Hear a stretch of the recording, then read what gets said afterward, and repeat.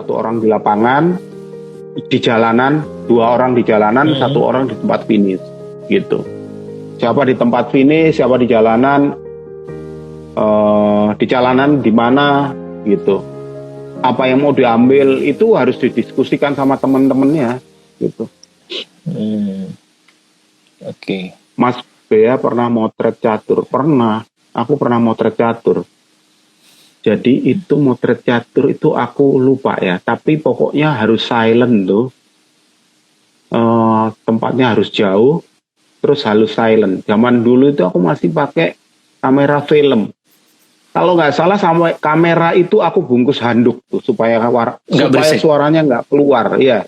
Dan itu nggak boleh setiap saat motret kalau nggak salah. Ada jeda-jeda yang dikasih buat motret. Dan supaya nggak motret, kalau nggak salah kamera itu tak bungkus pakai handuk kalau nggak salah. Itu tetap harus ya pakai tele, harus jauh dong ya, karena harus jauh. Kan? Itu ya masih Bang Ramadan pernah ya. Nah itu pengalamannya. Pakai handuk dibungkus karena mode silent belum ada zaman dulu. Ya kan? Sekarang aja yang udah ada mode silent dengan electronic shutter. Ya. Oke, teman-teman silahkan ya kalau mau bertanya. Ini dari Mas Yuli Seperini yang di Bangka. Saat Olimpiade, berapa lama waktu memotret dan mengirimkan foto? Bagaimana persaingan antar wire saat Olimpiade? Bagaimana persaingan antar wire saat Olimpiade? Antar wire saat Olimpiade. Ya persaingan wire antar Olimpiade ketat lah, seperti biasanya, gitu. Biasanya di board itu ketika pertandingan hari pertama kita akan tahu wire ini naruh orang siapa di situ, wire ini siapa di situ, wire ini siapa, gitu. Kalau kita merasa fotografernya lebih jelek, biasanya fotografernya diganti sama yang lain yang ada di situ, ditukar, gitu. Kalau memungkinkan, kalau enggak, lalu ya kita menambah orang di lapangan, biasanya begitu. Persaingan antar wire ketat, gitu. Berapa lama waktu memotret dan mengirim foto? Mengirim foto, mengirim foto ya secepat mungkin. Makanya kita harus datang awal itu, seperti multi event itu, terutama untuk melihat jaringan itu. Kalau jaringan, kita punya jaringan di mana di lapangan, kita punya kabel di mana di tribun. Biasanya sampai sekarang itu masih pakai kabel. Kalau di lapangan ada wifi, biasanya wifi adalah pilihan terakhir karena wifi sudah terganggu. Yeah. Gitu. Kabel apa itu namanya? Mereka nggak biasanya kan nyiapin press room, Mas Bea. Kalau event-event press room jauh lagi, Mas.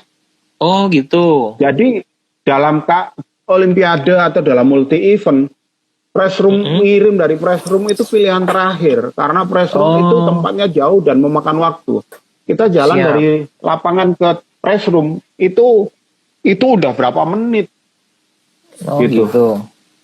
Dan itu pilihan terakhir. Ngirim harus di tempat, gitu.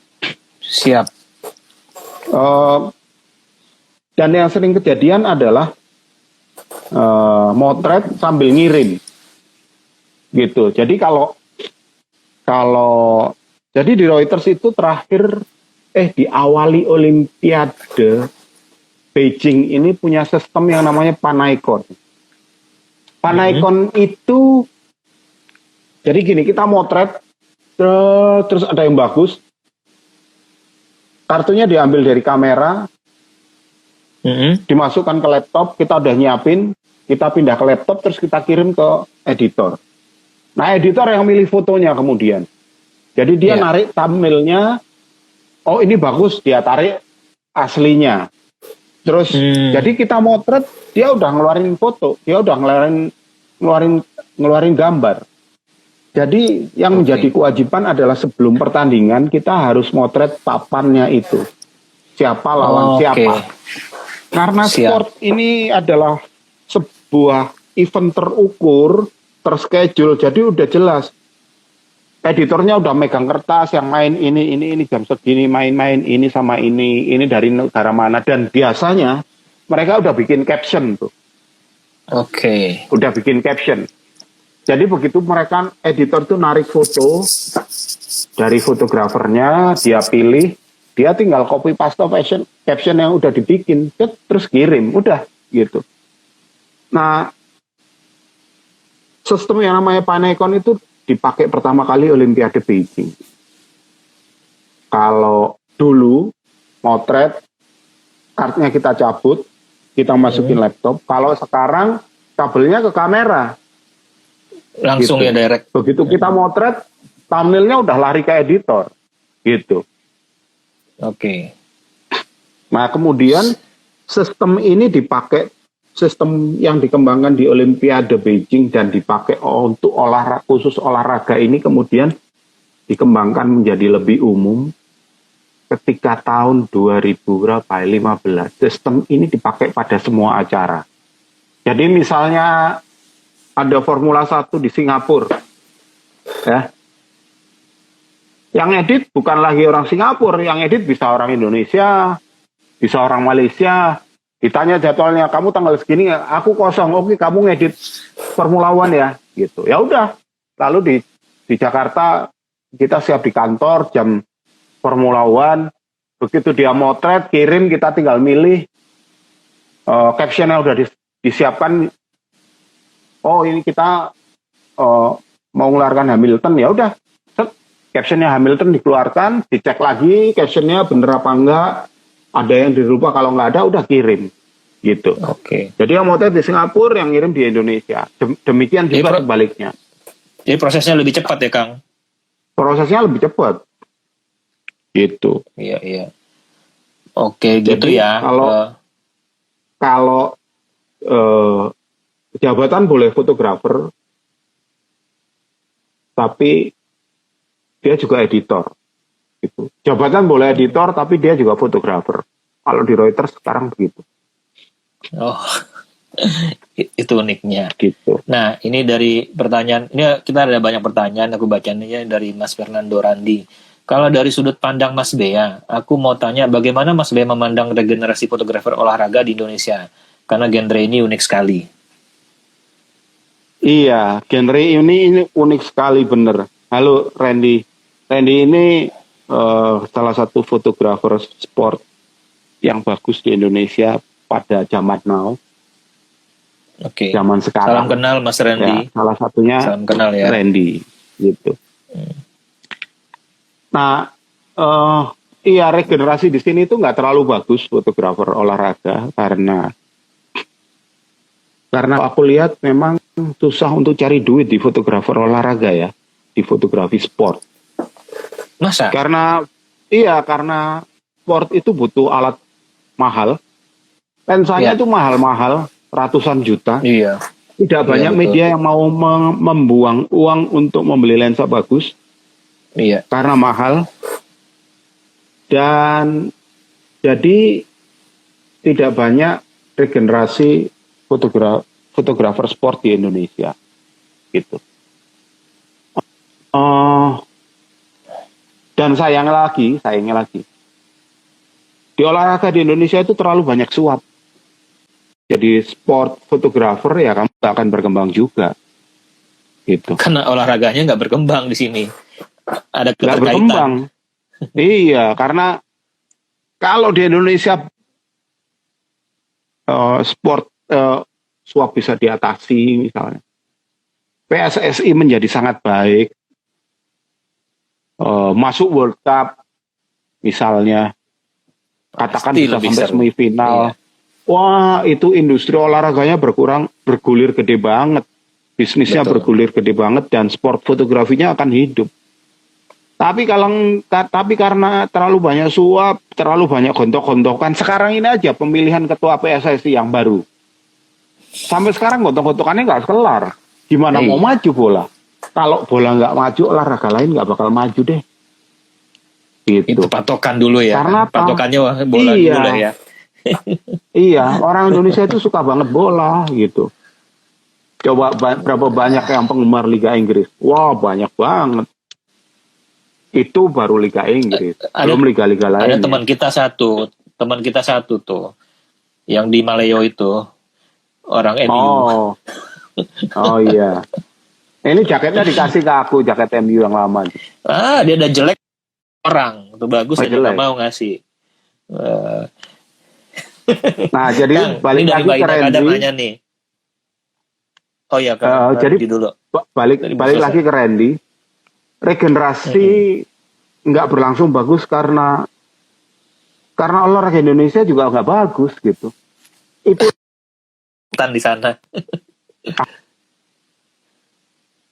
Aku masuk news karena aku lihat terlalu banyak suap. Wah, kalau bicara suap soal di olahraga di Indonesia, wah gila nih. Aku zaman dulu udah lihat kayak gitu, aku bilang wah, aku diskusi sama beberapa temen nggak bakal maju deh. Dulu itu yang maju badminton, tapi dulu belum mendunia ya. Badminton masih populer di Asia aja. Tenis, berenang, tinju, gitu. Tinju ya. Nah, tapi tinju ini terlalu banyak permainan duit. Tenis ini dikuasai orang tertentu. Yang bagus itu badminton sebetulnya. Gitu. Sepak bola, wah dari dulu cengkarnya luar biasa. Gitu. Makanya ketika aku lihat itu, jadi ketika jadi fotografer aku bilang, aku kalau mau berkembang, bisa nggak ya di fotografer sport? Jadi aku hitung satu persatu sport tuh. Terus aku bilang, wah nggak bakal berkembang deh olahraganya. Sepak bolanya kayak gini. Iya. Jadi aku memutuskan, oke, aku tidak akan berkiprah di sport. Aku akan pindah ke news. Gitu. Itu alasannya. Dan itu berlangsung sampai sekarang. Iya. Iya, betul. Sebetulnya fotografer sport di Indonesia bagus-bagus kok. Cuman masalahnya nggak bisa buat cari duit. Buat hidup sendiri itu nggak bisa. Itu realitanya ya, Kang ya. Iya. Oke. Itu ya Mas Randi ya, jawabannya dari Mas Bea. Ini dari Mbak Ida nanya.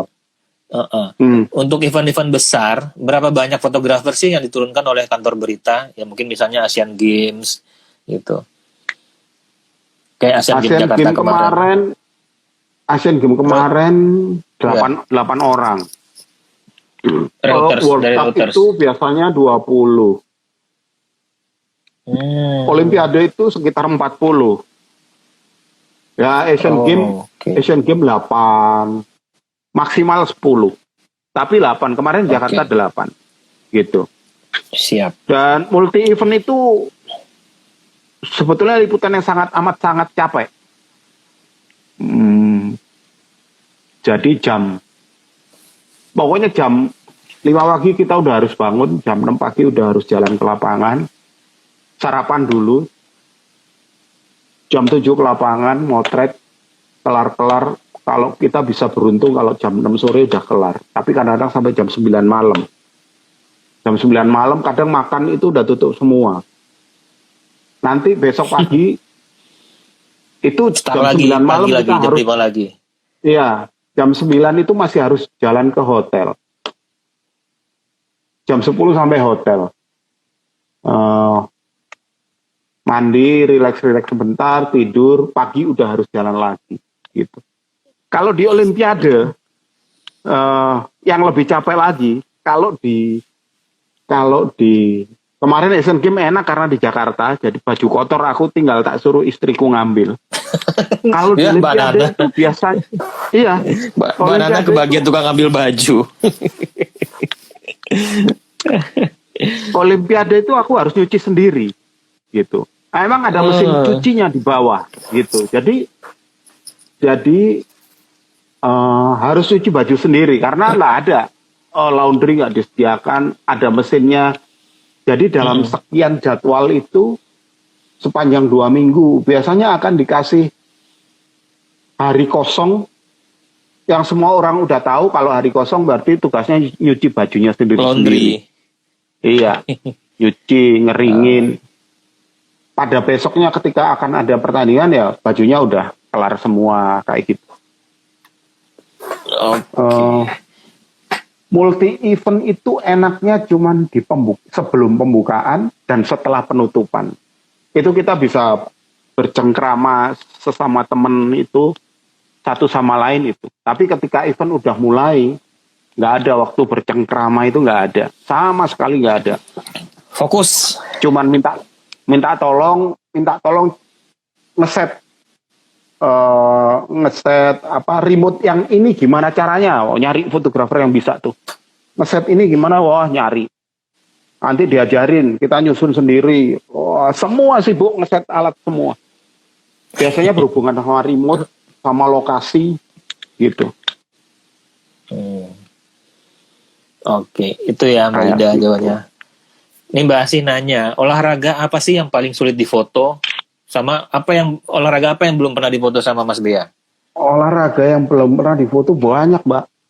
Banyak banget. Olahraga yang paling sulit difoto apa ya? Arung jeram itu sulit kali paling sulit. Pingpong paling sulit, pingpong. Pingpong. Iya, untuk dapetin begini itu ya. Iya. Sulit karena bolanya cepet banget, actionnya cepet.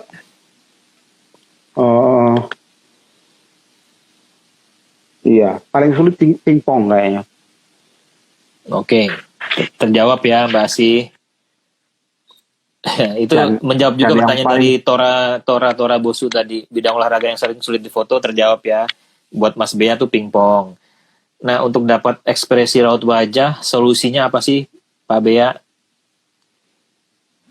Mungkin dapat raut wajah yang ekspresif yang Mas Bea bilang dari awal, harus dapat emosi gitu ya, emosi dan keindahan di dalamnya itu. Oh iya. Ya itu pengamatan ya, kita harus mengamati satu persatu pemain. Dia kalau menang ekspresinya kayak gimana, kalau kalah gimana. Gitu. Kayak yang gambar Anggar itu juara dunia Korea. Itu kalau sejak awal dia itu kalau menang itu ekspresinya bagus gitu. Jadi ya udah itu diinter. Lightingnya bagus, ekspresinya keren. Yang susah ini di Jakarta. Yang susah di Jakarta itu adalah meminimalisir background yang mengganggu. Jadi mencari sudut belakang bisa hitam itu kita harus bergeser dari pojok satu ke pojok lainnya, bergeser melihat supaya backgroundnya itu bisa hitam. Memang background sekeliling lapangan itu ada yang ditutup kain hitam, tapi ada bocor-bocor. Kayak itu lampu belakang itu kan bocor tuh. Nah ya, kayak gitu. Kalau di luar negeri itu venue-nya itu memang bersih banget. Jadi karena lampunya terpusat di tengah, jadi belakang itu jadi abu-abu bersih gitu. Tapi kalau di Jakarta enggak, ini bukan venue Anggar, tapi kalau nggak salah tempat apa ya, ruangannya sempit, belakangnya tembok putih, makanya ditutup kain hitam. Tapi nggak semuanya ditutup kain hitam. Kalau orang masuk kainnya kebuka, cahayanya masuk, kayak gitu-gitu. Nah, membuat foto sport itu harus meminimalisir background. Umumnya kayak gitu. Jadi ketika kita melihat ya mata kita jatuh ke atlet itu. Siap. Oke. Ini dari itu ya jawabannya ya tadi Mbak Asih. Sama-sama Mas Randy, terima kasih juga. Salam kenal lagi. Terus dari Mas Yuli Seperi lagi nih. Apa pendapat Mas Bea penggunaan robot fotografer di Olimpiade? Seingat saya Getty Images sudah menggunakannya. Reuters sudah menggunakan juga robot fotografer. Enggak, belum.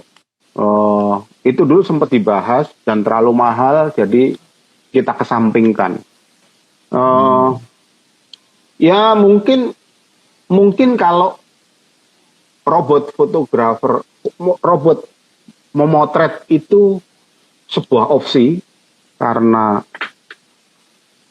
lalu kita nggak perlu naruh orang di situ dan banyak hal yang bisa banyak hal yang bisa diganti. Tapi aku nggak yakin itu akan berkembang lagi karena ekonomi dunia menjadi sangat buruk sekarang. Jadi aku rasa tidak banyak agensi yang mau spending money untuk mengembangkan robot fotografer gitu. Oke. Siap. Itu ya Mas Yulia. Nah, ini dari Mbak Ida lagi. Foto-foto yang tidak dipakai oleh kantor berita itu biasanya dipergunakan untuk apa ya Mas Bea? Biasa kan kalau Mas Ya, disimpan Bea aja. fotonya paling dipakai kan cuma 1-2 gitu. Sisanya disimpan aja gitu ya. Ini disimpan aja di hard disk. Oh, fotonya jelek-jelek kok. Ini kan yang kelihatan yang bagus-bagus. Yang jelek-jelek kan nggak tak tunjukin, Mbak. Halo. Unpublish. Siap-siap nunggu buku unpublish. Ya, Mbak Ida, siap-siap ya Mbak Ida. Unpublish-nya Bea Wiharta loh. Oke, ini dari Mbak. Oh, ini ada pertanyaan nih, Mas. Target waktu ya, untuk pengiriman foto per event olahraga internasional itu bedanya berapa lah ya, Mas? Dari waktu terjadinya dan target berapa banyak foto yang harus dikirim segera? Target berapa banyak foto yang harus dikirim itu nggak ada, gitu. Foto yang harus dikirim itu adalah foto yang dibutuhkan. Jadi misalnya kayak SEA Games atau Olimpik, sebelum pertandingan itu kita udah nyortir pemain atau setiap cabang itu siapa yang bakal jadi juara, atau dari kita punya klien di mana aja. Misalnya kita punya di 10 negara, kita harus cari itu 10 negara itu. Misalnya Jepang, Cina, di cabang ini siapa. Kita harus keluarkan untuk klien kita di sana gitu. Jadi kita harus cari tuh pemain Indonesia, pemain Malaysia, balap sepeda siapa, yang leading siapa. Kita harus bikin list. Nah, kita harus bikin list sendiri dan kita harus lihat, oh ini butuh negara ini, butuh negara ini. Nah, itu yang kita kejar gitu. Berapa banyaknya nggak ada, berapa banyaknya tergantung kebutuhan gitu. Oke. Terus waktu bedanya berapa lama? Secepat mungkin setelah motret, secepat mungkin bisa dikirim ya dikirim. Perbedaan waktu dalam sekian detik itu udah berpengaruh banget. Karena sekarang kalau misalnya kayak publikasi gede kayak Guardian, dia pasti langganan semua wire. Dia butuh secepatnya. Mana yang keluar pertama, dia itu yang diambil. Oh ini keluar pertama, oh ini bagus, udah dipakai. Dia nggak lihat lagi yang lain gitu. Jadi tugas kita adalah bagaimana caranya kita mengeluarkan foto pertama kali. Karena kan sudah untuk dipakai gede gitu. Untuk memenangkan kompetisi di antara wire itu ya. Untuk memenangkan kompetisi di antara wire. Gitu ya Mas Sucahyo Arya ya. Oke. Oke, terus kita Mas Apri nih, mungkin di luar itu, momen olahraga apa sih yang nggak bisa dilupakan sama Mas Bea? Momen olahraga apa? Kurang lebih. Apa ya?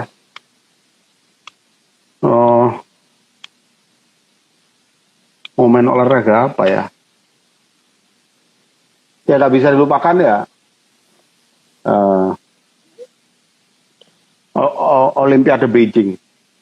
Karena capeknya, jadi ada jeda antara satu pertandingan satu sama pertandingan lain. Karena saya udah capek, jeda itu tak pakai tidur. Aku cuma lihat, oh aku punya waktu istirahat 15 menit. Oke, aku mau tidur 15 menit. Jadi ini laptopku, terus kamera tak taruh di sana lapangan, terus di lantai aku tidur. Tidurnya berapa lama? 30 menit.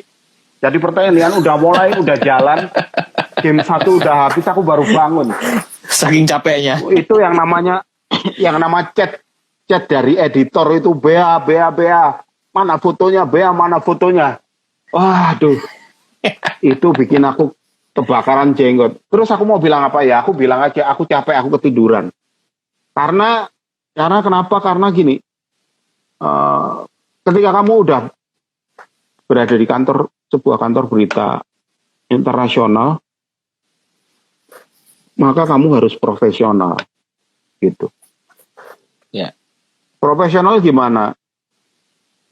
Eh, Ketika kamu nggak bisa ngirim foto karena sebuah handicap, handicap itu akan dibawa dalam sebuah evaluasi, lalu dirapatkan handicap ini bagaimana cara ngatasinnya, gitu. Semua handicap dibegitukan sehingga ketika ada next fotografer yang mengalami handicap yang sama, kita udah punya jalan keluarnya. Nah, sekarang motret di sport. Kalau aku berdalih macem-macem, gitu, yang begini, misalnya saluranku jelek, putus, mereka akan tanya, saluran epi sebelahmu gimana, gitu. Itu semua ditelusuri, gitu. Bukan untuk mencari kesalahan, tetapi untuk mencari solving problem. Ketika itu nanti akan apa? Kira-kira akan terjadi lagi nggak? Kalau akan terjadi, jalan keluarnya gimana? Menyiapkan kabel kedua atau punya wifi kayak gitu. Jadi semua yang miss itu akan dicari salahnya di mana. Untuk apa? Ketika terjadi lagi nanti kita udah punya solving problemnya. Jadi ketika aku tertidur ya aku udah bilang, aku ketiduran, aku nggak punya foto game pertama. Udah. Jadi mereka tahu. Gitu. Mereka marah? Enggak, mereka cuman bilang, oke Bea, usahakan game kedua pemain ini kita butuh gambarnya. Lanjut gitu ya. Lanjut, iya. Baru nanti kita pulang. Kang, aku potong Kang. Baru dievaluasi. Oke. Karena 20 detik lagi. Kita tambah ya Kang ya. 30 menit boleh nggak? Seru soalnya. 30 menit lagi ya. Iya. Oke, ini dalam 5 detik berhenti teman-teman, kita nyambung ya. Aku masih penasaran. Tapi honornya naik loh ini ya. Iya, rendang kirim besok langsung. Oke. Siap. Oke.